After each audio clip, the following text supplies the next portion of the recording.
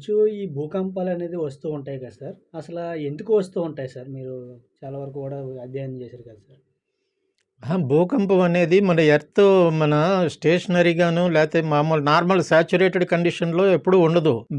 Earth లోపల సెంటర్లో ఆరిజిన్లో ఎంత టెంపరేచర్ ఉంటుందంటే మీరు ఒక ఐరన్ రాడ్ పెడితే అది నిమిషాల్లో మెల్ట్ అయిపోతుంది అని అంటే ఎర్త్ సెంటర్లో ఎంత టెంపరేచర్ ఉందో మీరు ఊహించవచ్చు. మరి అంత టెంపరేచర్ ఉన్నప్పుడు దాని యొక్క హీటు అన్ని వైపులకి సర్క్యులేట్ అవుతుంది కదా, గ్లోబ్ అంతా సర్క్యులేట్ అవుతుంది కదా. సర్క్యులేట్ అయినప్పుడు మనం ఎర్త్ని సైంటిస్టులు ఏం చేశారంటే ప్లేట్ టెక్టానిక్స్ అని థియరీ చెప్పారు. అంటే ప్లేట్స్ లా ఉంటాయి అని, పేక ముక్కలు మనం ఉదాహరణ క్రింద ఒకటి పెడితే ఎలా ఉంటాయో వాటిని ప్లేట్స్ అనుకోండి మీరు. ఆ ప్లేట్స్ లో ఉంటాయి. మనం ఒక పేక ముక్కని కార్డుల్లో ఒక పేక ముక్క తీస్తే మిగతా పేక ముక్క అంతా ఎలా కొలాప్స్ అయిపోయి పడిపోతాయో మనం చూస్తాం.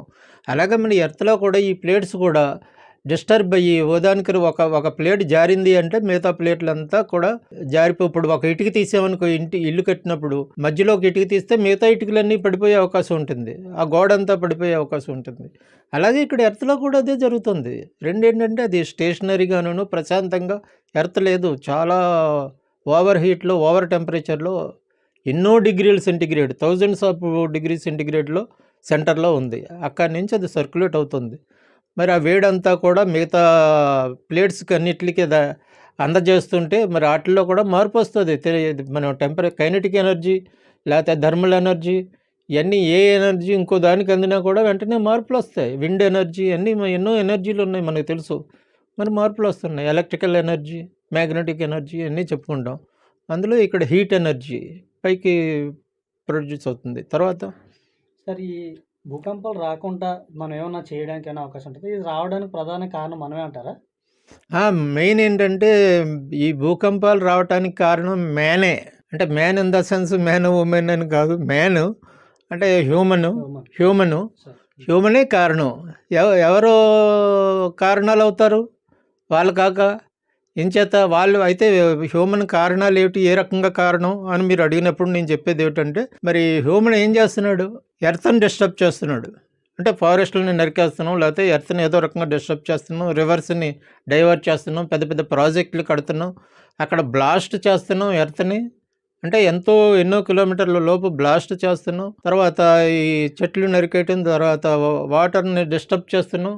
అంటే మన ఎర్త్ పైన ఉన్నటువంటి వాటర్ని డిస్టర్బ్ చేస్తున్నాం, అట్మాస్ఫియర్ని డిస్టర్బ్ చేస్తున్నాం.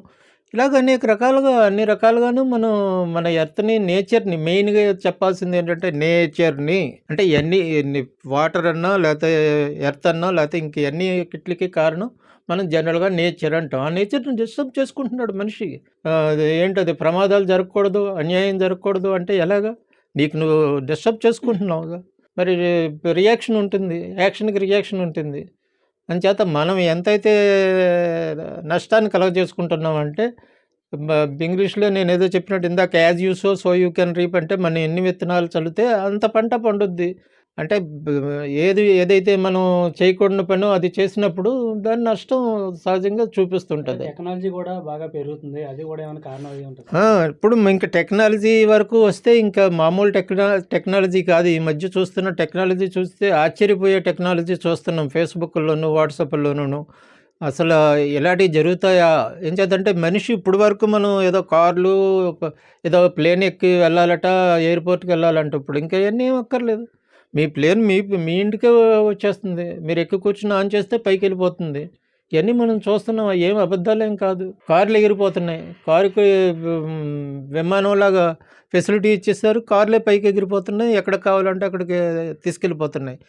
ఈవెన్ ఈ అపార్ట్మెంట్ లోపల నుంచి ట్రైన్ వెళ్ళిపోతున్నాయి. జపాన్లోనూ కొన్ని కంట్రీస్లో, చాలా కంట్రీస్లో జపాను, చైనా, ఇప్పుడు ఎక్కువ చైనా డామినెంట్ ఉంది, నెంబర్ 1 ప్లేస్లో ఉంది నాకు తెలిసినంత వరకు. తర్వాత జపాన్ ఉంది, తర్వాత ఇంకా ఆస్ట్రేలియా, మిగతా చాలా కంట్రీలు కూడా రకరకాల డెవలప్మెంట్లు, సైంటిఫిక్గా ఎన్నో డెవలప్మెంట్లు చేసి చూపిస్తున్నారు. మరి ఎర్త్ని మనం డిస్టర్బ్ చేస్తున్నాం, అట్మాస్ఫియర్ని డిస్టర్బ్ చేస్తున్నాం, ఎర్త్ని డిస్టర్బ్ చేస్తున్నాం, ఎర్త్ పైన ఉన్నటువంటి అట్మాస్ఫియర్ని కూడా మనం డిస్టర్బ్ చేస్తున్నప్పుడు మరి ఏది డిస్టర్బ్ చేయించుకోవడానికి ఒప్పుకోదు నేచర్లో. ఇమ్మీడియట్లీగా స్టాప్ చేయాలి నాకు తెలిసినంత వరకు. కానీ ఏ సైంటిస్ట్ అయినా చేస్తారా, అలాగ ఆలోచిస్తారా ఏ కంట్రీలోనో అంటే నేనే చెప్పేస్తున్నాను, అలా జరిగే అవకాశాలే లేవు. మనం సైన్స్‌ని డెవలప్ చేసుకుంటూ ముందుకెళ్ళిపోవడానికే చూస్తాం గానీ, వెనకాల వచ్చే ఇవి ఆటిలి గురించి వస్తే రాని అనుకుంటారు అంతే. కానీ వచ్చాక తెలుస్తది అది సఫర్ అవుతారు, ఇబ్బంది పడతారు, ఫలితం అనుభవిస్తారు.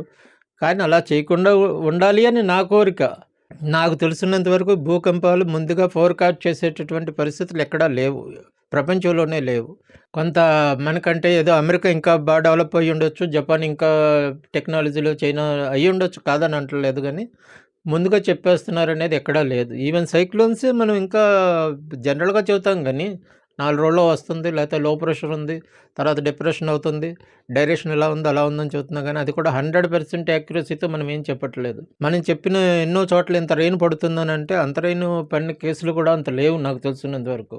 50, 60 సెంటీమీటర్లు పడ్డప్పుడు కూడా ఇంత పడుతుందని చెప్పలేదు. మనం ఇప్పుడు చెప్పుకున్నాం ఎక్కడెక్కడ కాశీ దగ్గర ఉత్తరాఖండ్ గానీ, ఆదిలాబాద్‌లో గానీ 59 సెంటీమీటర్లు పడినప్పుడు 59 పడుతుందని ఐఎండీ ఏం చెప్పలేదు. మరంటే దాని అర్థం ఏంటి? చెప్పలేకపోతున్నాం అని దాని అర్థం. నేను మా డిపార్ట్మెంట్‌కి నేనేం వ్యతిరేకం కాదు. నాకేం కోపం లేదు. జరుగుతున్న వాస్తవాల వరకు మాత్రమే నేను చెబుతున్నాను అంతే తప్ప, అలా జరిగినియి కాబట్టి, అయన్నీ ఫ్యాక్ట్స్ కాబట్టి నేను చెబుతున్నాను అంతే.